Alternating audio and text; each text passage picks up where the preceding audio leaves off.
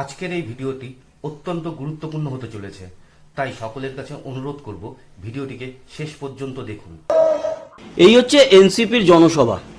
গত বছর জুলাই আগস্টে এই এনসিপি তো ছিল না, ছিল বৈষম্য বিরোধী ছাত্র এবং তাদের ষড়যন্ত্রটা তখন তো মানুষ বুঝতে পারেনি, তাই তাদের ডাকে সাধারণ মানুষ রাস্তায় নেমে পড়েছিল। এখন ষড়যন্ত্র তারা বুঝতে পেরেছে। আর দেখুন, ঢাকার শহীদ মিনারের কাছে এনসিপির জনসমাবেশ। এটা জনসমাবেশ কি বলা যায়? মনে হচ্ছে না যে ওই পাড়ার মধ্যে একটু গন্ডগোল হয়েছে, তাই কয়েকজন এসে সেগুলো নিয়ে আলোচনা করছে। এরা নাকি আবার বাংলাদেশের সংবিধান পরিবর্তন করবে, আর এরা এই যে জুলাই সনদ তার নির্দেশিকা জারি করবে। বাংলাদেশের সাধারণ মানুষ এখন তো বুঝেই গেছে যে এরা কত বড় ষড়যন্ত্রকারী। আর সাধারণ মানুষ এখন বুঝেই গেছে এটাও যে আওয়ামী লীগ এবং শেখ হাসিনা ছাড়া এই মুহূর্তে বাংলাদেশের হাল ধরার ক্ষমতা কারুর নেই। মোহাম্মদ ইউনূস পিছাতে পিছাতে দেশকে প্রায় 15 বছর পিছিয়ে নিয়ে গেছে। এখান থেকে খুব স্পিডে যদি সামনের দিকে না এগোয় তাহলে বাংলাদেশ একেবারেই শেষ, এবং আগামী ভবিষ্যতে বাংলাদেশ নামে কোনো দেশ থাকবে কিনা সেটাই কিন্তু একটা আলোচনার বিষয়বস্তু হয়ে পড়বে। এদিকে আপনাদের জানাই যে বিএনপির সাপোর্টে ছাত্র দল তারা কিন্তু শাহবাগে একটা জনসভার আয়োজন করেছে। সেখানে অবশ্য বেশ খানিকটা ভিড় দেখা গেল। এর মূল কারণ হচ্ছে বিএনপির একটা নিজস্ব কর্মীবৃন্দ আছে, সাপোর্টার রয়েছে। তারাও যদি এই সমাবেশে আসে তাহলেও গুনে গুনে এনসিপিকে 100 গোল দেবে, এটা আলোচনাতে ছিল এবং তাই দেখা গেল। অপেক্ষাকৃত শাহবাগের জনসভায় সেখানে যা ভিড় হয়েছে সেই ভিড়টা অনেক অনেক বেটার, তবে আওয়ামী লীগের মতো নয়। এই ধরনের কোনো জনসভা যদি আওয়ামী লীগ অ্যারেঞ্জ করত তাহলে কি পরিমাণ ভিড় হতো তা কিন্তু ইতিহাসের পাতা ঘাটলেই দেখা যায়। এখন প্রশ্ন হলো, এই আগস্টে কি বড় কিছু ঘটতে চলেছে বাংলাদেশে? এখানে অনেকগুলো আলোচনা আসতেই পারে। অনেকে বলবেন যে আওয়ামী লীগের বিরাট উত্থান এবং বড় পরিবর্তন, ভারত একটা সেনাবাহিনী সাপোর্ট দিয়ে আওয়ামী লীগের নেত্রী শেখ হাসিনাকে বাংলাদেশে পাঠাবেন। এই সমস্ত আলোচনার বিষয়বস্তু হলেও আসল যে বিষয় সেটা হচ্ছে এইরকমভাবে আওয়ামী লীগ ফেরত আসবে না, এবং শেখ হাসিনাও এরকমভাবে একটা ব্যর্থতার স্বাদ নেওয়ার পরে জয়ীর একটা তকমা নিয়ে আসবেন না। আওয়ামী লীগও চাইবে এবং শেখ হাসিনাও চাইবেন যে সঠিক ভোটের মাধ্যমে তিনি যাতে আসতে পারেন, তবেই গিয়ে জয়ের মুকুট তিনি মাথায় পরতে পারবেন। তিনি যদি এখনই আসেন এবং এখনই যদি রাজপাট নিজের হাতে নিয়ে নেন তাহলে কিন্তু সমালোচনার কাঁটা আরও বেশিভাবে বিদ্ধ হবে শেখ হাসিনার শরীরে।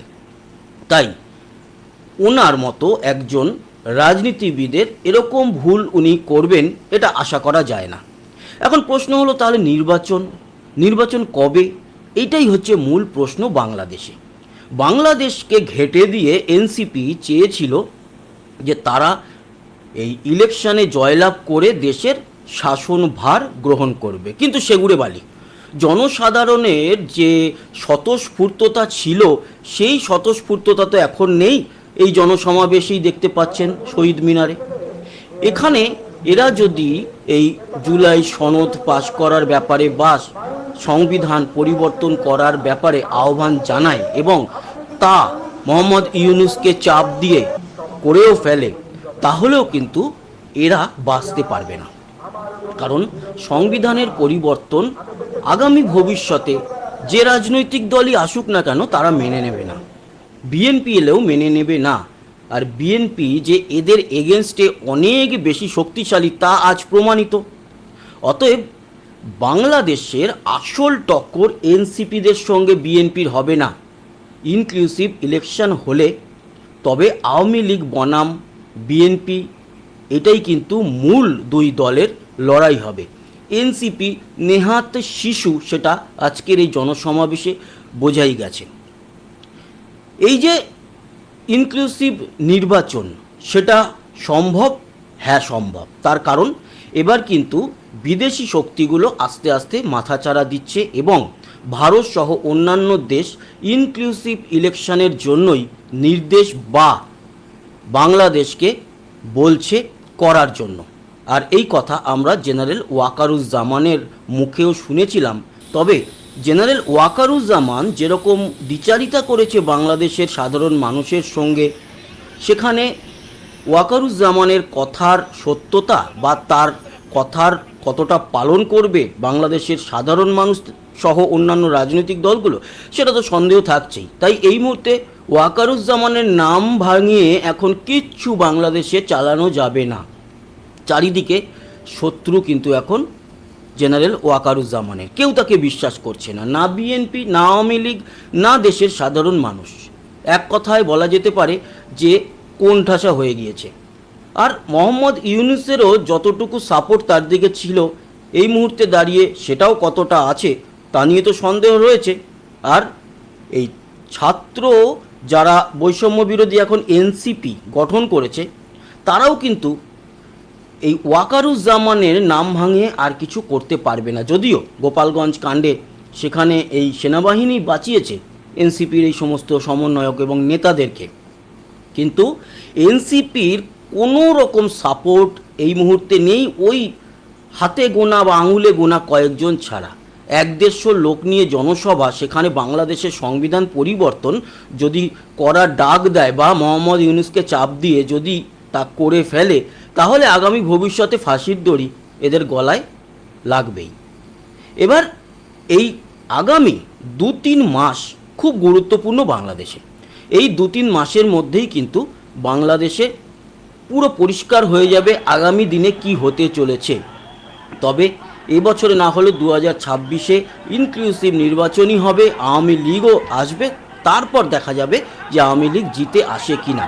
আপাতত এই যে মনে করা হচ্ছে 5ই আগস্ট শেখ হাসিনা আবারও চলে আসবে বাংলাদেশে এবং বাংলাদেশের পুরো পরিবর্তন ঘটাবেন, নিজের হাতে শাসনভার তুলে নেবেন, এটা হচ্ছে না। তবে এই ভয়টা রয়েছে, এই ভয়টা মোহাম্মদ ইউনূসের গভর্নমেন্টের রয়েছে, যদিও অবৈধ গভর্নমেন্ট, তবুও তাদের এই ভয়টা রয়েছে বলেই এই 11 দিন ধরে কিন্তু একটা তৎপরতা বাংলাদেশে চলছে। আজকে যেরকম চলছে জনসভা আর আন্দোলন, এই আন্দোলন বাড়বে, ত্রিমুখী আন্দোলন হবে। ত্রিমুখী আন্দোলনের কিন্তু এবার শুরু হয়ে গেল। আগামী কয়েক দিনের মধ্যে খুব খুব উত্তপ্ত থাকবে বাংলাদেশ, প্রচণ্ড উত্তপ্ত থাকবে। তারপরেই একটা বিরাট আন্দোলনের মাধ্যমে ইউনূস সরকারের বিদায় এবং তারপর নির্বাচন, তারপর বাংলাদেশে ফিরবে আসল শান্তি। আর কয়েকটা দিন রাষ্ট্রপতি শাসনও জারি হতে পারে বাংলাদেশে। নিয়মিত ভিডিওগুলি দেখতে হলে আমাদের সঙ্গে থাকুন।